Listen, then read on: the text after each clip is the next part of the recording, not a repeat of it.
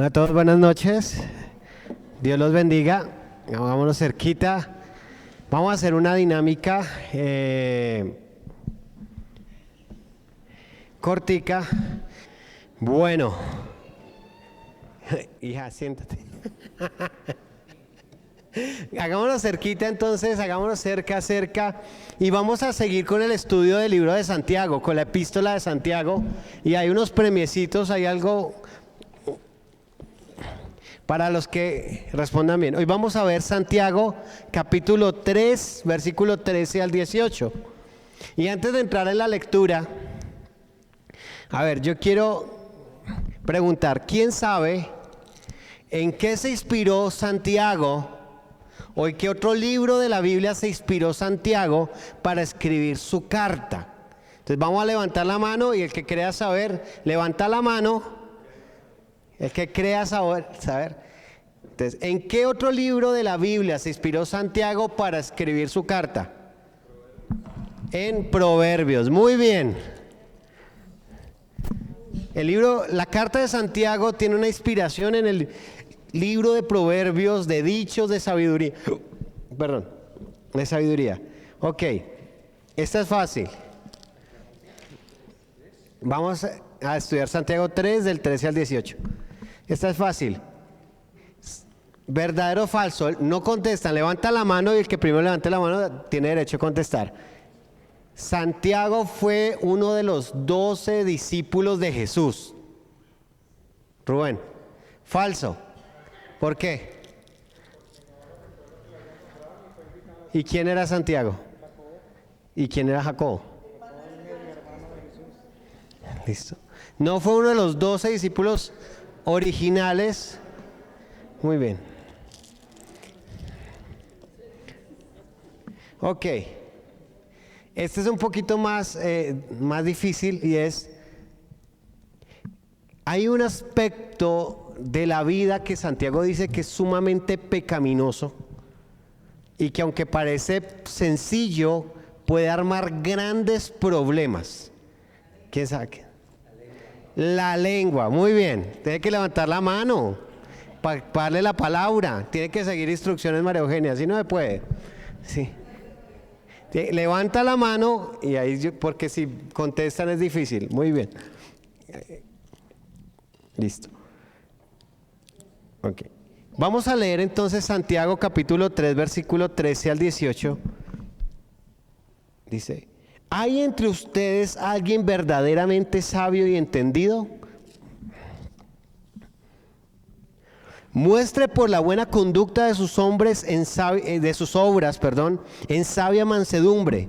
Pero si tenéis celos amargos y contención en vuestro corazón, no os jactéis ni mintáis contra la verdad. Porque esta sabiduría no es la que desciende de lo alto, sino terrenal, animal, diabólica. Porque donde hay celos hay contención. Allí hay perturbación y toda obra perversa.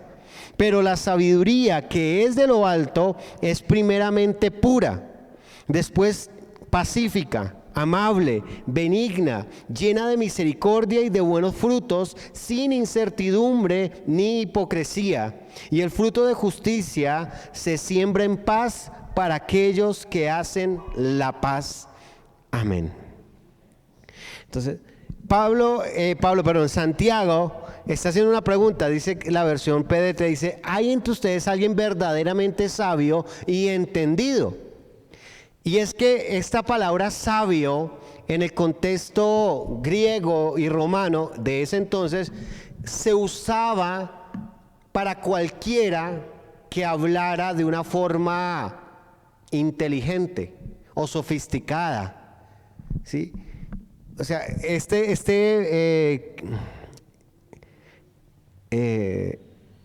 atributo de llamar sabio a alguien se le daba a alguien que simplemente hablaba bonito, hablaba entendido. Entonces, ¿será que nosotros podemos estar haciendo en nuestro medio, podemos andar diciendo lo mismo?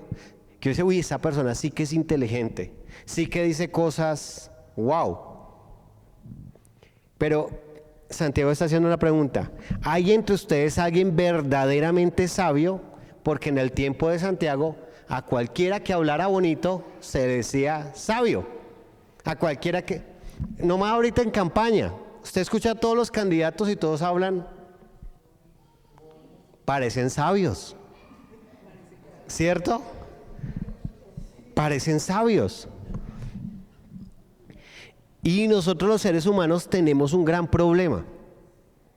Nosotros nos creemos más sabios de lo que somos. Nosotros pensamos que la forma en que pensamos, en que decimos las cosas, es lo correcto. ¿Y qué dice la Biblia? Ahí va otro dulce. En el libro de Proverbios, de aquel que se apoya o se cree sabio en su propia opinión. ¿Alguien sabe qué dice la Biblia de aquel que se cree sabio en su propia opinión?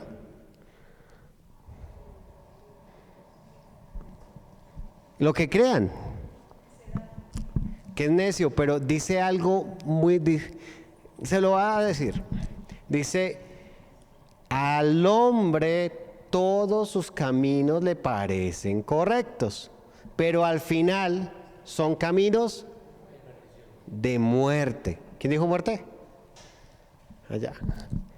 ¿Me le lleva a Rita, por favor? Dice, no, uno de los problemas de nuestra naturaleza humana es que todos pensamos que tenemos la razón, que somos muy sabios, y es más, le damos hasta lecciones y consejos a los demás que muchas veces ni nosotros mismos estamos viviendo. Y eso es lo que Santiago está aquí confrontando con la pregunta. Dice, ¿hay entre ustedes alguien verdaderamente sabio y entendido? Dice, que lo demuestre por su buena conducta. O sea, Santiago está diciendo, el que es verdaderamente sabio según Dios no es solo el que habla correcto, no es el que tiene buenas ideas, sino el que ¿qué? El que las vive. Es el que las vive. Sí. No sé si le ha pasado que a veces dentro de nuestra congregación damos consejos que no vivimos. Usted escucha personas que hablan de una forma y de Dios y no sé qué, pero su forma de actuar, su forma de tomar decisiones, su forma de vivir, la forma como administran el tiempo, el dinero, como dirigen su familia, habla de otra forma, habla de otra cosa totalmente diferente. Entonces Santiago está diciendo, ¿quién es el que verdaderamente es sabio? No solo el que habla correcto, sino el que lo demuestra con su vida. ¿Qué dice la versión que tienes?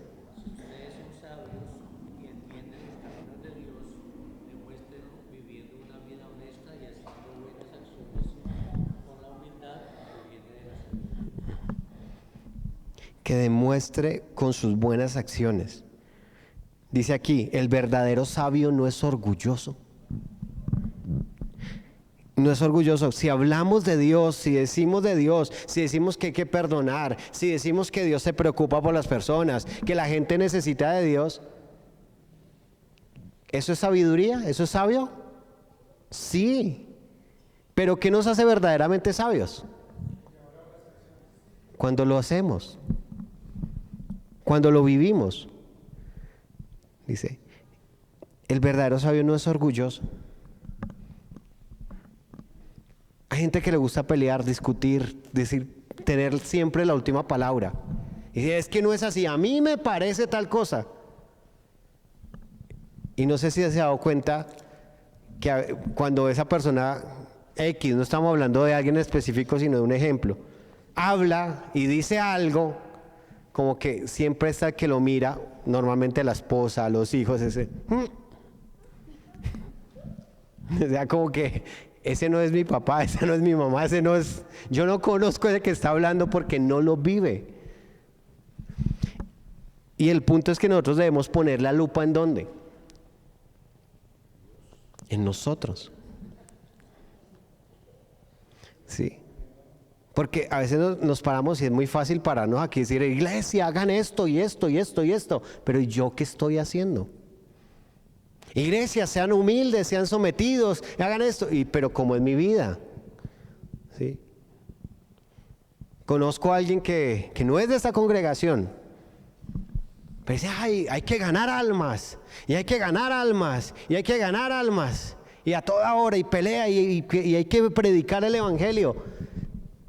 Y sabe que yo no le conozco ni una sola persona que haya llegado al evangelio por el trabajo que él haya hecho. Entonces dice, ¿qué es la verdadera sabiduría? Cuando nosotros vivimos lo que predicamos, cuando nosotros vivimos lo que dice la palabra de Dios. Y dice, y el verdadero sabio no es ¿qué?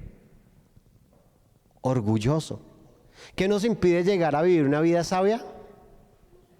El orgullo. ¿Por qué creen que el orgullo es un obstáculo para vivir una vida sabia? Yo no necesito ayuda. Ahorita estábamos en una reunión con los pastores aquí de la ciudad y hablábamos eso, que aún nosotros los pastores hicieron una encuesta que decía en qué necesita capacitarse o en qué necesita ayuda. Dice, si usted le pregunta eso a los pastores, le van a decir que en nada. En nada. Y lo mismo pasa con otros. No necesitamos ayuda, no necesitamos corrección, nosotros no la sabemos todas. Dice, hay un pastor español que él dice que en su iglesia una vez en medio de la asamblea se paró alguien y dijo, bueno hermanos, yo humildemente quiero decirles que tienen permiso para corregirme. Y uno diría, uy, wow, qué hermano tan humilde, ¿no?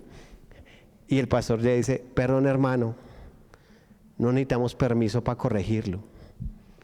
Porque cuando usted es parte de la iglesia, usted es parte de una comunidad donde nos estamos corrigiendo y ayudándonos los unos a los otros. Y si entre nosotros no nos estamos ayudando, corrigiendo y haciéndonos ver los errores, es una comunidad de farsantes, de fariseos. Si usted es parte de una congregación, tenemos el derecho de corregirnos. Tenemos el derecho de decir, oiga, usted podría estar haciendo bien esto. Oiga, pastor, a mí me parece tal cosa que usted debería. Y yo no tengo que ponerme bravo. Porque yo también estoy en proceso de formación. Pero cuando a una persona se le dice algo por ayudar a esto y no tiene un corazón enseñable, ¿está actuando de una forma sabia o necia? ¿Habrá necios dentro de la iglesia? Ay, Dios mío. Porque si en mí habita el Espíritu de Cristo y un espíritu humilde, si alguien me está diciendo algo en lo que yo debo mejorar, ¿cómo debo responder? Gracias por hacerme ver eso que yo no sabía que tenía que trabajar en mi vida. Por eso se dice que no puede haber nadie sabio. La odontóloga te dijo que no comieras dulces. Sí, por ejemplo eso. Es un ejemplo muy claro de que uno a veces... Ayer estábamos en el odontólogo, nos tocó llevarla porque le dolió una muela y la doctora dijo, no dulces duros. Y adivine quién le dio un dulce duro. ¿Fui sabio? No, no fui sabio. Todos necesitamos ayudarnos. Todos necesitamos ayudarnos a corregirnos, a aprender, a entender. Dice, el verdadero sabio no es orgulloso.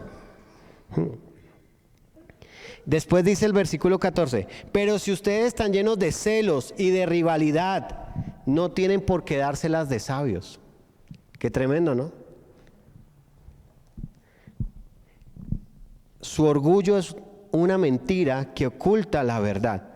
Entonces, una vida sabia, de acuerdo a lo que dice Santiago, una vida que ha sido transformada por el Señor, es una vida en la que no pueden haber celos y rivalidades.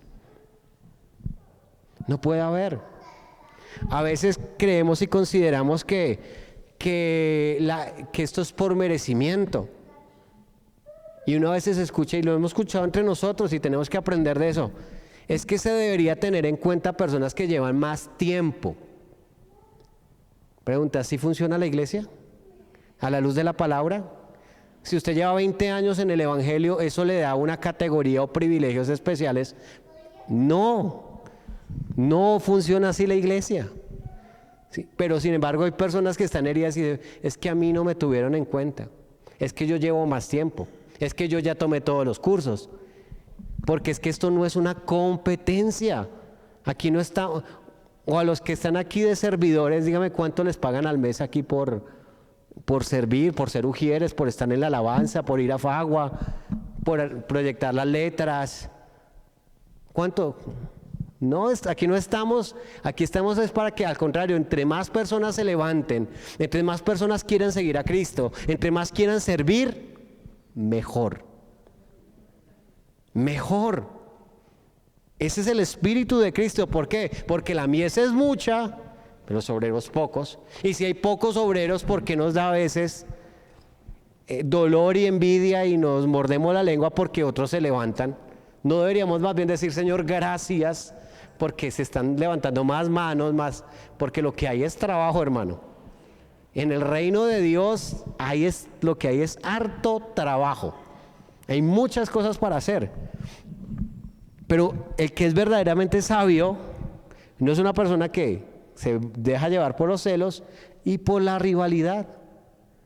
Años atrás, cuando eran las células de cuidado, los que llevan años acá, no sé si se acuerdan, y es que yo tengo la célula más grande, y es que yo tengo la sección más grande, y es que yo tengo el ministerio más grande.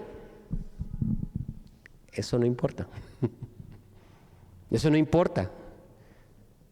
Cuando uno habla de sus logros y de eso que está saliendo a florecer, orgullo. Eso es lo que dice ahí Santiago. Cuando uno saca el pecho y dice, es que yo tengo tanto, mi ministerio sí tiene tantos, mi célula sí era tan grande. No, eso no es sabio. Eso no es sabio. Lo sabio es levantar a otros y poner a trabajar a otros y ojalá que los otros sean más grandes que uno. Eso es sabio. Después de eso dice versículo 15.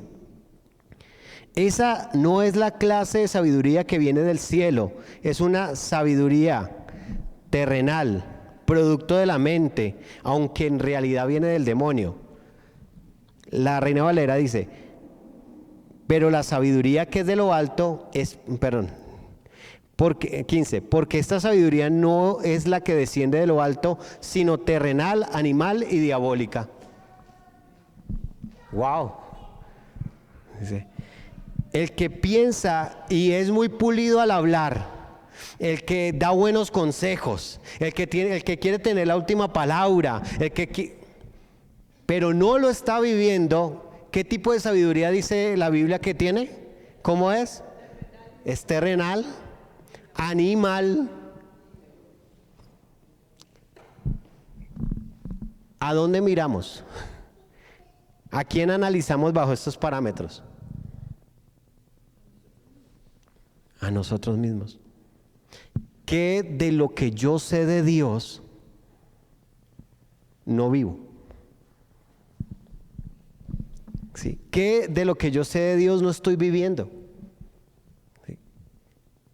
Porque uno habla con las personas y uno les dice, ¿sabes que tienes que orar? Sí. ¿Sabes que tienes que perdonar? Sí. ¿Sabes que tienes que servir? Sí. ¿Sabes que tienes que ser un buen administrador? Sí. ¿Sabes esto? Sí. Lo sabemos.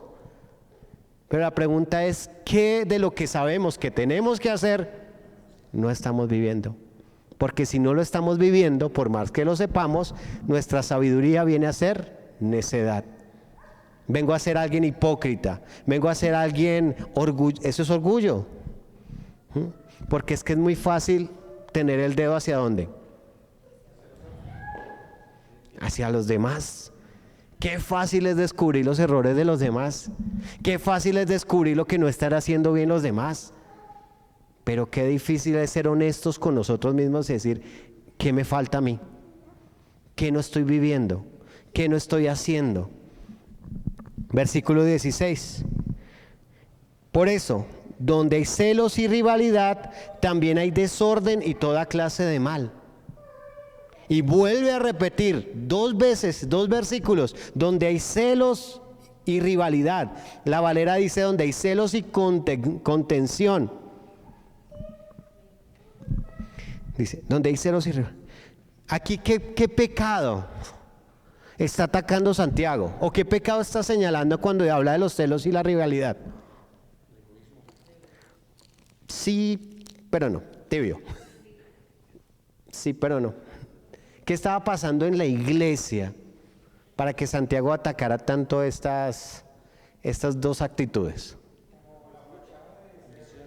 ¿Cómo? No. No, hay algo muy puntual que estaba atacando Santiago que estaba sucediendo dentro de la iglesia. ¿Qué creen ustedes? Por el contexto que venimos leyendo.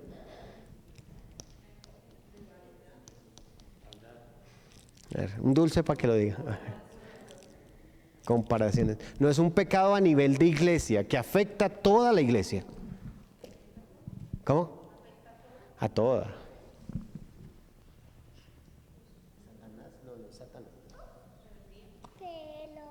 Pero entonces ¿quién es? Satanás es el único malo.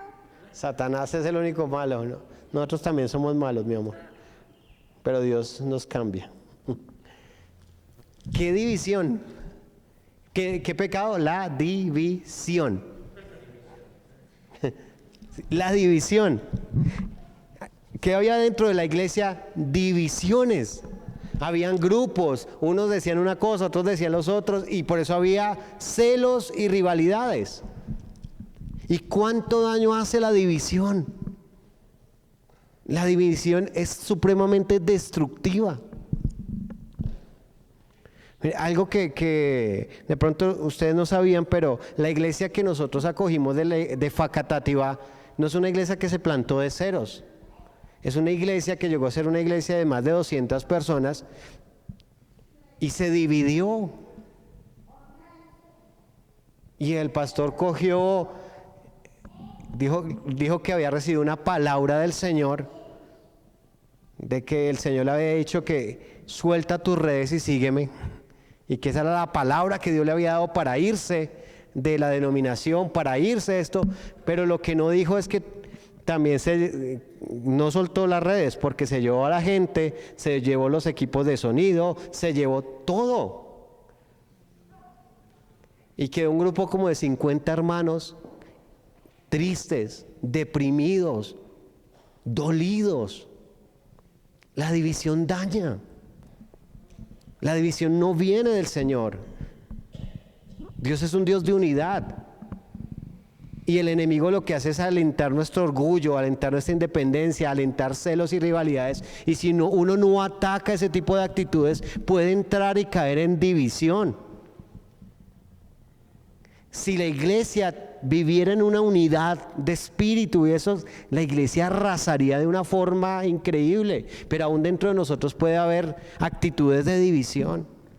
Y uno puede estar ahí, yo estoy en la iglesia, pero a mí no me gusta lo que el pastor dice. A mí no me gusta eso que hizo el pastor, pero delante, se lo digo, yo soy el pastor, pero lo he vivido desde todos los ángulos. Pastor, gloria a Dios como Dios lo usa, no, qué chévere, que no sé qué, y por la espalda están diciendo, no, después, ese que se está creyendo, se cree el dueño de la iglesia, dice, eso daña, eso destruye. Dios quiere que andemos en unidad, Dios quiere que andemos de una forma íntegra, que lo que decimos vivamos, que seamos personas que dicen algo y lo viven, que si dicen sí, es sí, y si dice no, es no. Perdón. ¿Me ayudas con el abuelo un ratico y ya? Sí.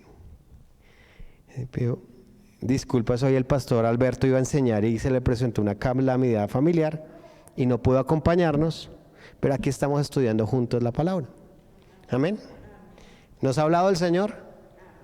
Porque yo la estoy estudiando aquí con ustedes. Yo no tuve tiempo de preparar.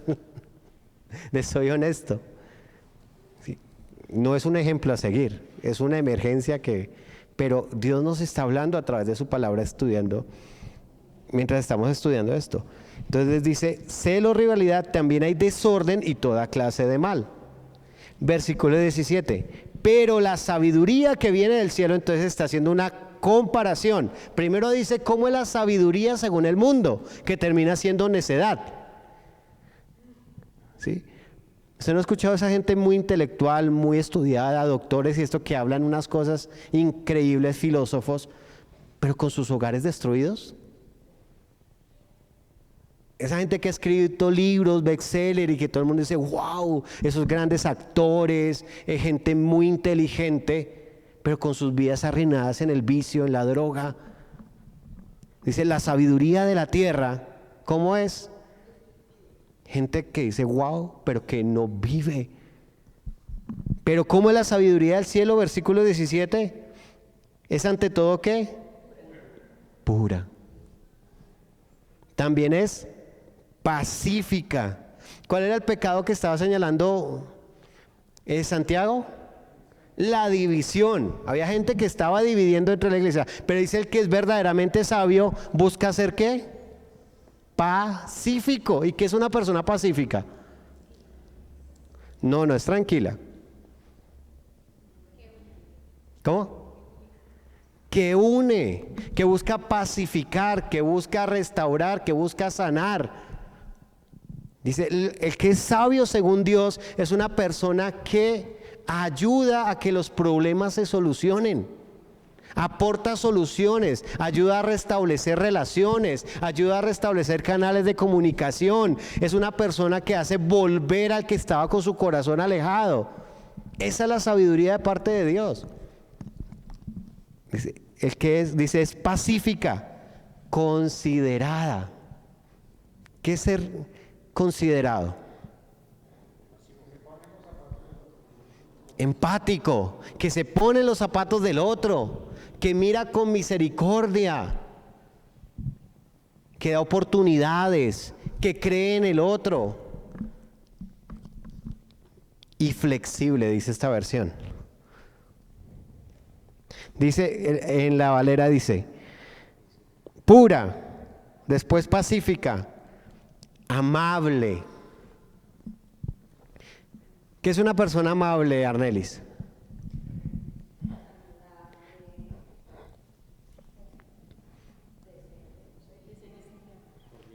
¿Cómo? Que es fácil de amar. Se ganó un dulce, muy bien. La misma palabra lo dice, que es amable, que es fácil de amar. Pregunta, ¿seremos nosotros fáciles de amar?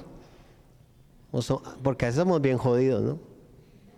Sí, y se la ponemos difícil a la gente, y hablamos con rudeza, y somos impacientes, y no escuchamos, a veces cortamos a las otras personas. ¿Seremos sabios o no? ¿Qué tan fácil de amar somos? ¿Qué tan fácil le ponemos a las demás personas que nos puedan amar? Y la verdad es que a veces no somos sabios, se las ponemos difícil. ¿Por qué es tan difícil ser amable? Y el mismo contexto del pasaje nos lo da. Porque somos ¿qué? Orgullosos, egoístas, solo pienso en mí. Deme, hágame, todo está en pro. Y por eso es tan difícil a veces llevar el evangelio de eso, porque las personas están pensando solo en ellas. ¿Sí? Estamos pensando solo en nosotros, mejor dicho. Y cuesta, es que a mí me gusta así. Y si no lo hacen como a mí me gusta, eso, armo alboroto, no, me pongo mal, me enojo, me frustro porque no se hacen las cosas como a mí me gusta que se hagan. Y normalmente las cosas nunca se hacen como nosotros queremos que se hagan. Entonces vivimos frustrados y malhumorados a todo momento. ¿Sí? Después de eso dice, amable, benigna. ¿Qué es una persona benigna? Que hace buenas obras, que le hace el bien a otros. Entonces, ¿qué es sabio? ¿Qué es ser sabio a la luz de la palabra? Ayudar a otros. Vivir una vida que contribuya al bienestar de los demás. Después dice, llena de misericordia. ¿Y qué es misericordia?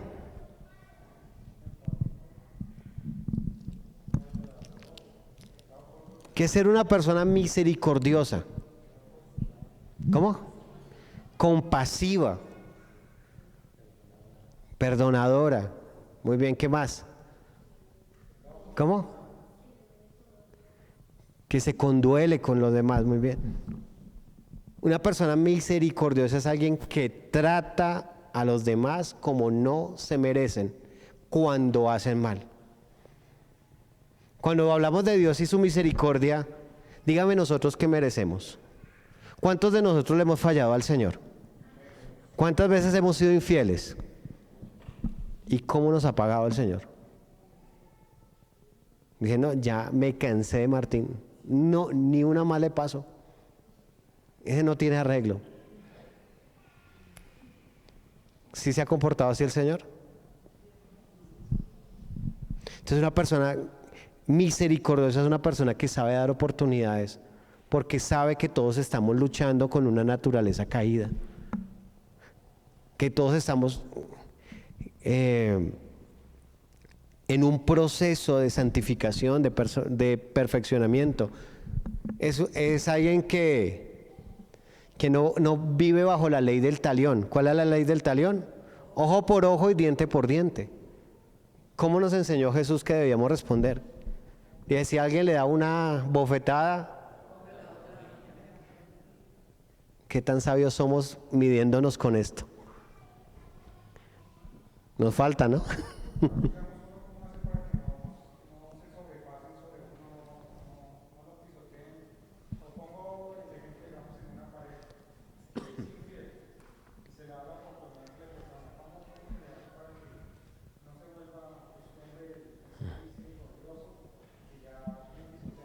Sí, es que aquí cuando Jesús habla de poner la otra mejilla, la ley del talión decía lo siguiente: ojo por ojo, diente por diente, vida por vida, sangre por sangre.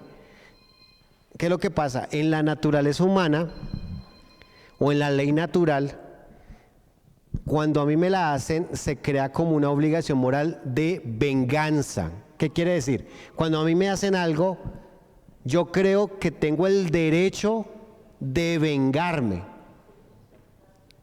¿Sí? Esa es nuestra naturaleza humana caída. Entonces lo que Jesús está diciendo es, ponga la otra mejilla, es no use su derecho de venganza, sino deje la justicia a Dios. Eso es lo que está diciendo Jesús. Entonces, una cosa es eso, otra cosa es marcar límites.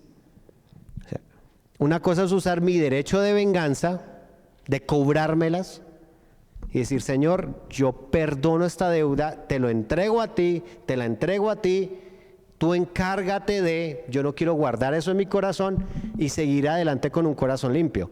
Otra cosa es no poner límites. ¿Qué quiere decir eso? Un ejemplo claro. Un hogar, hay violencia intrafamiliar. Él la golpeó a ella. Ella es cristiana. ¿Debería ella perdonarlo? Sí, en eso estamos de acuerdo, ¿no? Tiene que perdonarlo. Segundo, ¿debería ella seguir viviendo con él? No. Entonces, no reclamó su venganza, sin embargo, tomó límites y acciones porque está en una posición de vulnerabilidad donde puede ser lastimada. Alguien le presta dinero a otra persona y la persona nunca paga. El que prestó es cristiano. Por su salud espiritual, por su comunión con Dios, porque nada entorpezca su relación con Dios, ¿debería perdonar esa deuda? Sí. ¿Debería volverle a prestar? Una cosa es poner límites. Otra cosa es, y eso no compite con la misericordia. Uno aprende. y uno va aprendiendo cómo ayudar a las personas. ¿Sí? ¿Sí queda claro el punto? ¿Alguien tiene una duda o pregunta? ¿No? ¿Está claro? Sí, lo que es. Lo que es poner la otra mejilla. Eso es poner la otra mejilla. ¿Sí? El no guardar el deseo de venganza y la amargura en el corazón, tener el corazón limpio. ¿Sí? Y esto es tan sutil que dígame si hay personas que no lo han hecho y uno tiene un trato muy especial con esas personas. Uno lo saluda mal o no saluda, evita. Si esa persona necesita algo, no, o se la pongo bien difícil. ¿Está poniendo la otra mejilla? No, tiene todavía el veneno allá adentro que lo está carcomiendo. Sin embargo, eso no exime de que en ciertas situaciones uno tenga que aprender, poner límites y tomar acciones y tomar decisiones. O sea, una cosa es la venganza y otra cosa es la justicia. Eso es lo que dice Jesús, no se vengan, no tomen venganza, eso significa poner la otra mejilla. Mía es la venganza, yo pagaré. Listo.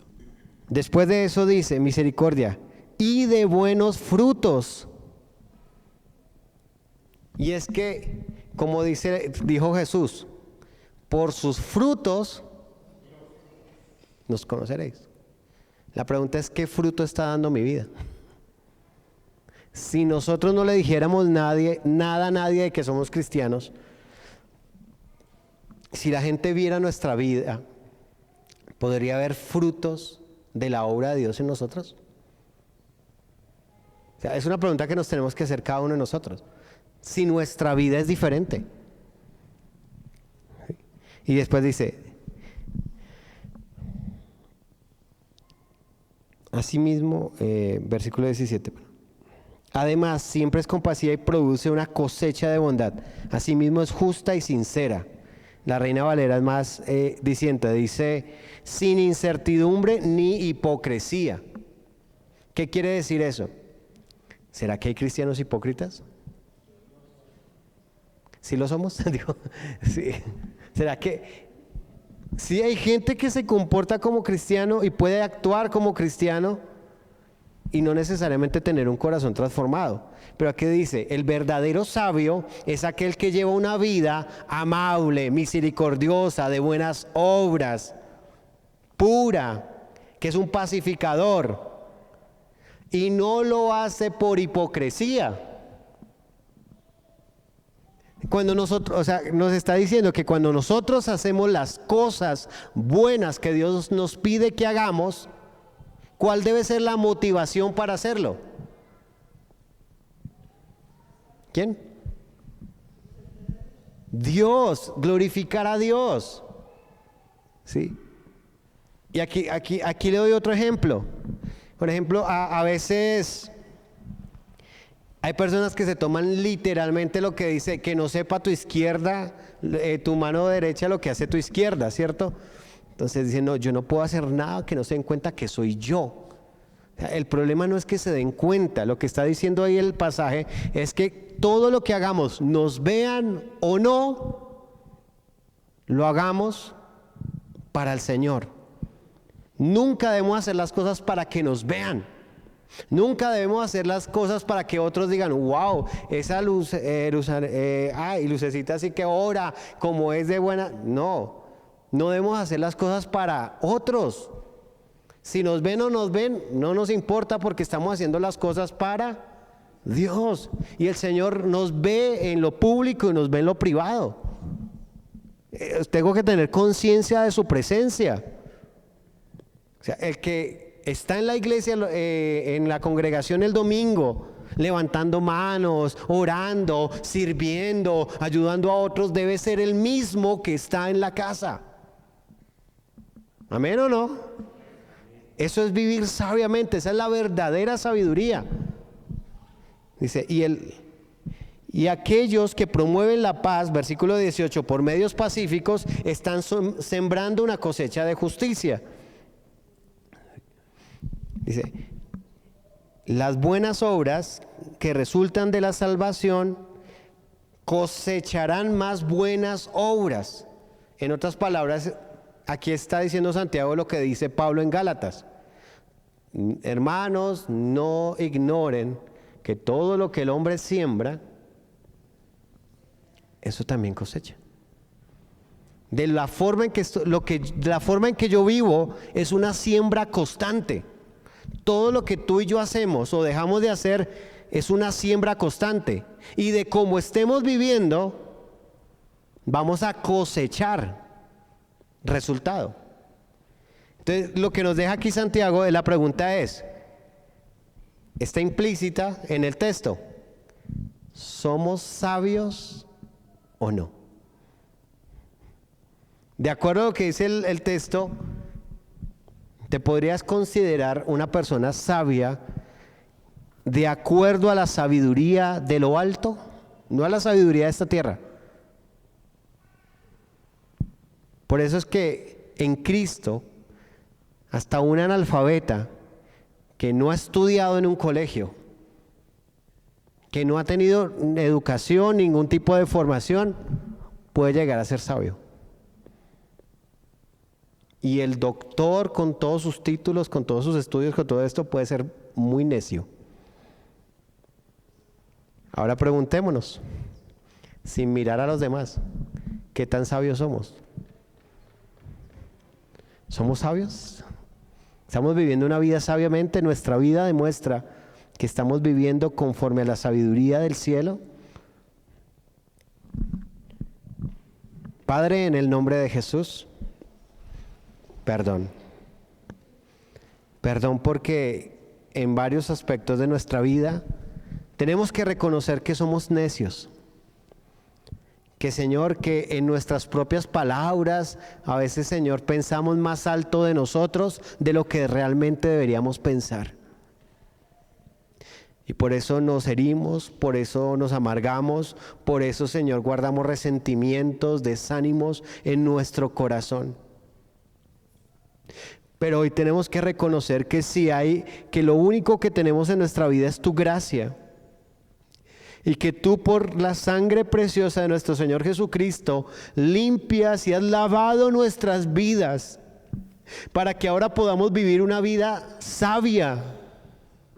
Ayúdanos no solo a hablar mucho, sino a vivir vidas que reflejen tu gloria, tu obra, tu poder, tu amor, Señor.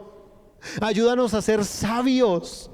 Ayúdanos a vivir una vida llena de sabiduría de lo alto, Señor. Una vida pura, una vida pacífica y que ayude a pacificar a otros. Una vida de amabilidad, una vida de bondad, de misericordia, que dé buenos frutos, no por hipocresía, porque nosotros no vivimos, Señor, por el que dirán. No hacemos las cosas para que otros nos halaguen. No, Señor, estamos buscando una buena reputación delante de los ojos de los hombres, sino queremos tener una buena reputación y una buena opinión es tuya, mi Dios. Esa es la verdadera opinión que es importante para nosotros, lo que tú piensas y dices de nosotros, Rey eterno. Por eso nos presentamos delante de ti como iglesia, como congregación, pidiéndote que nos ayudes a ser sabios y demostrarlo con una buena conducta, con una vida, Señor, que viva de acuerdo al reino tuyo, Señor. Hable ahí con el Señor un instante y pídale la sabiduría a Dios. Santiago mismo inicia su carta diciendo: si alguno está en pruebas y en dificultades y le falta sabiduría, pídasela a Dios, quien la da abundantemente y sin reproche. Señor, necesitamos tu sabiduría para vivir. Necesitamos sabiduría para cada área de nuestras vidas, Necesitamos sabiduría para tomar buenas decisiones. Necesitamos de tu sabiduría para establecer buenas relaciones. Necesitamos sabiduría para usar bien nuestro tiempo. Necesitamos sabiduría para administrar bien los recursos que tú nos das. Necesitamos sabiduría para poder vivir en hogares, Señor, conforme a tu voluntad. Necesitamos sabiduría para ser esposos, para ser padres, para ser solteros, Señor, para ser abuelos, para ser tíos. En todos los roles de nuestra vida necesitamos tu sabiduría. Necesitamos tu sabiduría para ser empleados, para ser jefes. Necesitamos tu sabiduría para ser siervos tuyos, Señor, en tu congregación. Necesitamos tu sabiduría para usar bien nuestra vida para la gloria tuya.